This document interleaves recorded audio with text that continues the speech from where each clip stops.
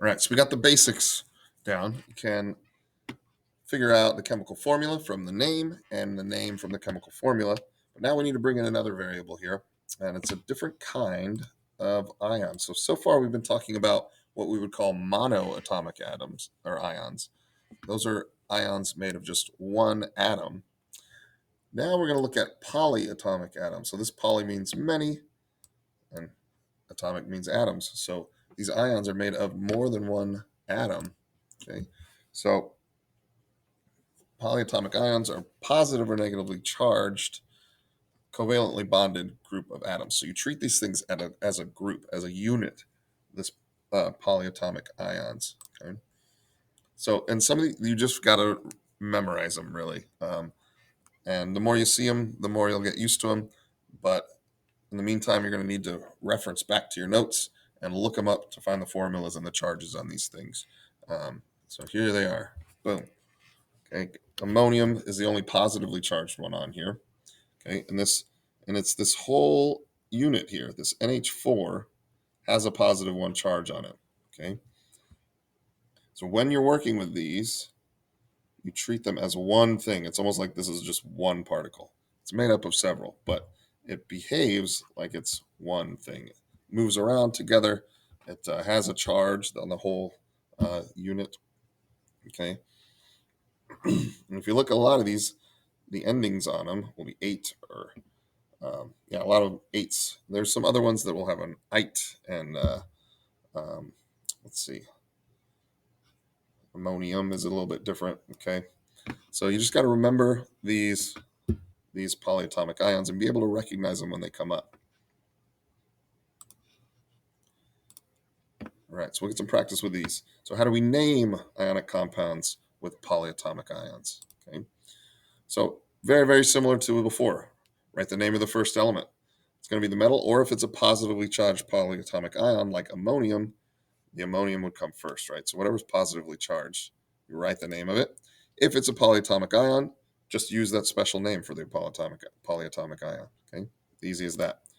Same thing with the second one. If the second element, the negatively charged element, is a polyatomic ion, then you use the special name. You don't put the IED ending on there if it's a polyatomic ion.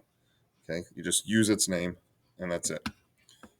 Okay, so basically, with the polyatomic ions and naming, it works just like the ones without polyatomic ions, except if there's a polyatomic ion, you just use its name. Easy as that. Okay. So some examples. We got sodium, and then this PO4, and you're just going to need to get used to recognizing these polyatomic ions, all right? The PO4 is a polyatomic ion. So is this SO4. Boom. And an H4, right? So it's going to be sodium phosphate. Notice it's not phosphide, right? Phosphide would be telling you it's a different compound than this. It's phosphate.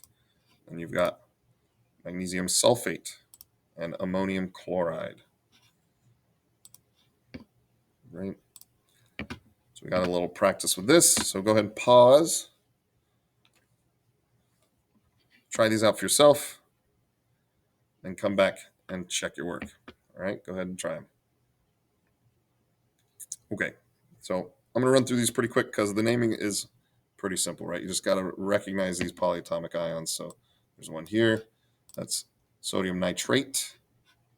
We got a calcium with this polyatomic ion. So calcium sulfate. And again, if you're not recognizing these things, just look them up in your notes, okay? Or even use Google. If you could search SO4 polyatomic ion, you'd find sulfate as the name of it. Okay. Ammonium oxide. And ammonium comes first because it's positively charged. It's got a +1 charge.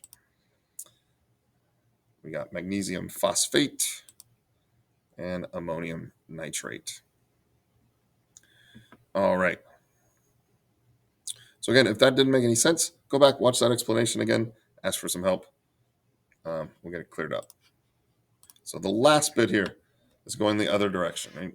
So how do we determine the formula when there's a polyatomic ion there? And again, very much the same as before. You just have to remember to treat that polyatomic ion as one thing. Okay? Write down the ions of each element and the polyatomic ions with the charge. Then figure out how many of each it takes to make a compound with no charge. So you want a neutral compound. Those ions are charged within the compound, but the compound itself, all the charges cancel. Okay? And you can do the same crisscross applesauce on the charges, right? And write down the formula using the subscripts. Reduce and simplify. So you keep a parentheses on those polyatomic ions. And I'll show you how that works. Okay? So we got calcium phosphate. So this 8 tells me that it's a polyatomic ion. Okay, if I need to look it up, I can. Okay, so we got calcium, and there's the phosphate. And notice there's a parentheses around this phosphate. This whole thing has a -3 charge. Now that phosphate, we're going to need 2 of them. We put the 2 from the calcium over there. The 3 from the phosphate goes on the calcium. And boom, this is our chemical formula. Notice the parentheses. This 2 tells us that there's 2 of these phosphates. Okay, so if I wanted to know how many oxygens there are overall, I would have to multiply it by 2 because there's 2 of the phosphates on there.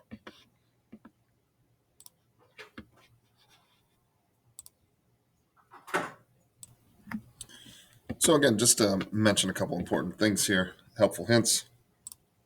Always put parentheses around your polyatomic ions so you protect them. The subscripts within those polyatomic ions don't change. You're only changing subscripts of the entire polyatomic ion, so of the outside of the parentheses. Okay. All right. So hit pause, try these out, and we'll run through them.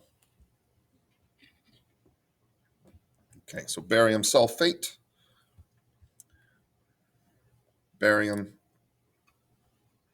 has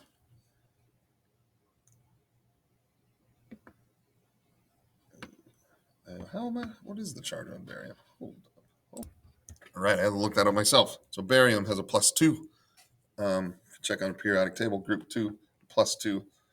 Sulfate has a -2, so those cancel each other out. Don't need more of either of them.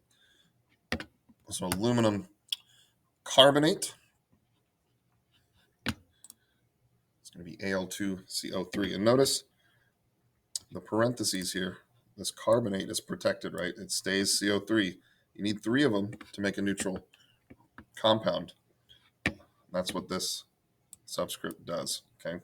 So if we wanted to know the total number of oxygens in this compound, we would have to multiply. It would be 9 because there's 3 oxygens in each carbonate, and there's three carbonates in this. Calcium nitrate, sodium acetate as Na. Then this whole thing is your acetate, okay? Boom. Sodium's +1, acetate's -1, so you only need 1 of each. Then we got potassium phosphate. Okay, so we need 3 potassiums. We need 3 positive charges to balance out that phosphate. All right. So now you got some practice with the worksheets and Kahoots. So good luck. You got it. Holler at me if you need me.